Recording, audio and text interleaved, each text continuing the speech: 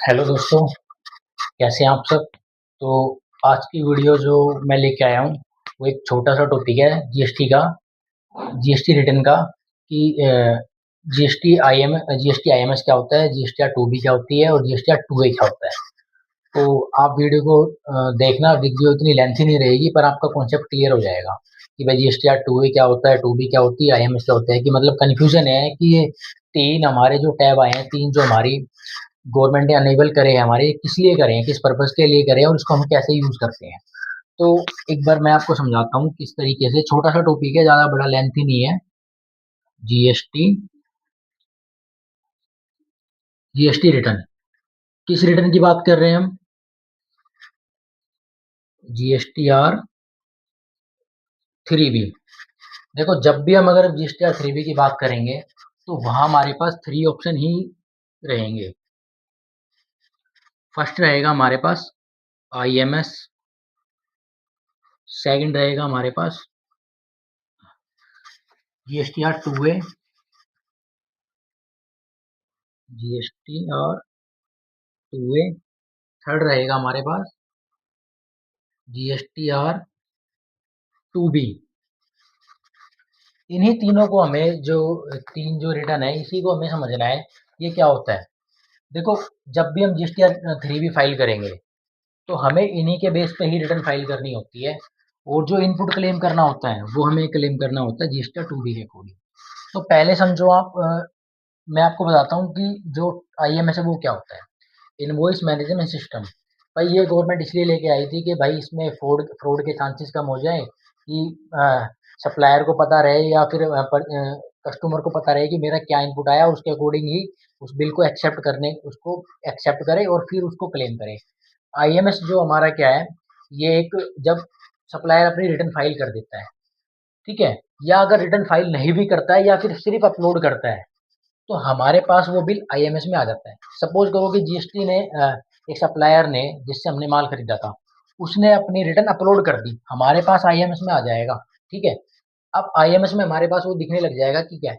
तो मेन बात क्या है कि ये इसमें हमारे पास तीन ऑप्शन होते हैं, एक्सेप्ट करने के, रिजेक्ट करने के और एक पेंडिंग रखने के। कई बार ऐसा हो जाता है कि कुछ इनवॉइस हमारे पास नहीं आते, तो उसको क्या करते हैं उस केस में कि हमारे पास अगर बुक्स में आईटीसी नहीं है तो उसको हम पेंडिंग रख देते हैं कि भाई जब मेरे पास बुक्स में आएगा तब उसको एक्सेप्ट करके देन हम उसके बाद क्लेम करेंगे। सेकंड आता है हमारे के पास टू ए। भाई टू ए से हम ना तो एक्सेप्ट कर सकते हैं और ना टू बी के बेस पे हम इनपुट भी क्लेम नहीं कर सकते। इनपुट जो क्लेम होगा वो हमारा जीएसटी टू बी का होगा। आईएमएस में आने के बाद, आईएमएस में हमारा रिटर्न फाइल हो ना हो, अगर अपलोड कर दिया उसने पोर्टल पे और रिटर्न फाइल नहीं करी है, तब भी आ जाएगा। ठीक है, तो ये तो समझो कि हमारे पास जैसे किसी सप्लायर ने रिटर्न फाइल कर दी तो हमारे पास इसमें आ गया वो बिल, हमारे पास क्या है आईएमएस में हमें दिखने लग गया, आईएमएस में आ गया। अब उस वो बिल को क्या करेंगे, हम एक्सेप्ट करेंगे। एक्सेप्ट करने, अगर इसमें बिल आ गया हमारे पास फाइल करने के बाद, तो हमारा जीएसटीआर टू में भी आ गया। ठीक है, फाइलिंग में भी हमारे पास ये दो तरीके हैं कि अगर सप्लायर ने लेट रिटर्न फाइल करी है, देखो अगर लेट रिटर्न फाइल करेगा तो हमारा टू ए में तो आ जाएगा, टू बी में नहीं आएगा। और जो इनपुट क्लेम करेंगे, इनपुट क्लेम, वो हम जीएसटीआर टू बी के बेस पे ही कर सकते हैं, ना तो टू ए के बेस पे कर सकते हैं ना ही आईएमएस। आईएमएस क्या है, हमारी एक समरी है जिसमें बिल, समरी नहीं सॉरी, बिल की समरी बोल सकते हैं इसको, कि सप्लायर वाइज हमारे पास डिटेल आ जाती है।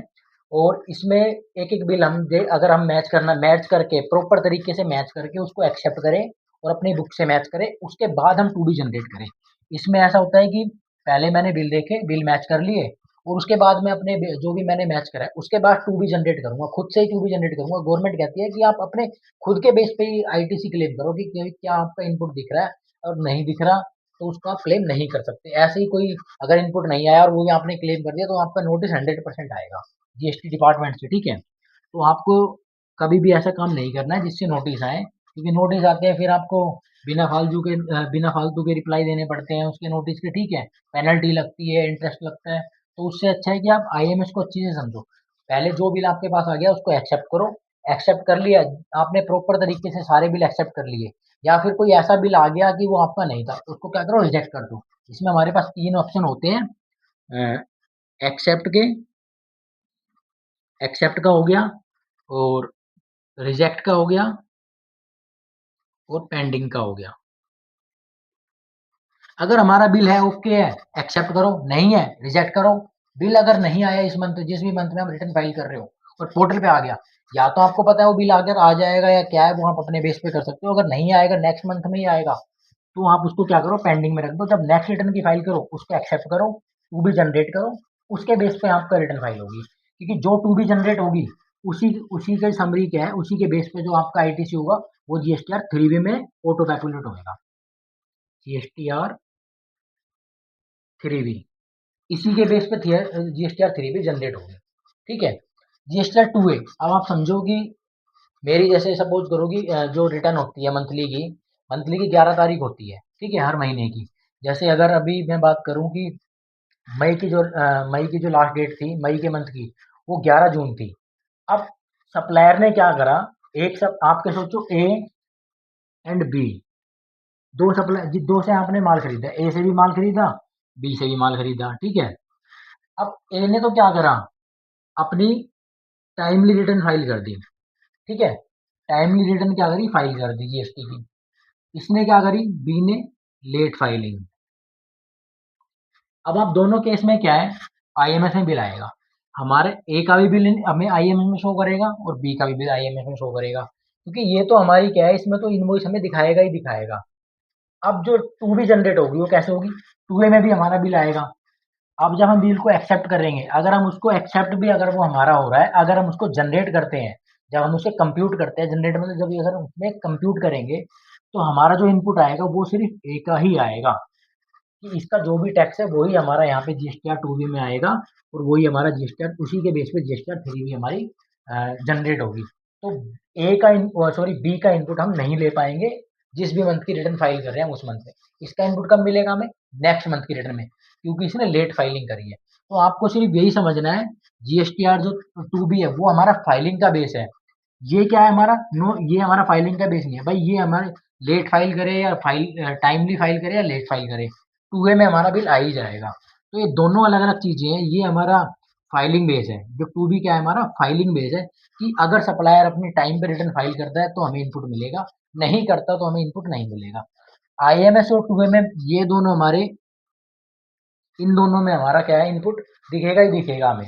यहाँ से हम बिल आ जाएगा, हम उसको एक्सेप्ट भी कर लेंगे और हमारे टू ए में भी वो रिफ्लेक्ट होगा।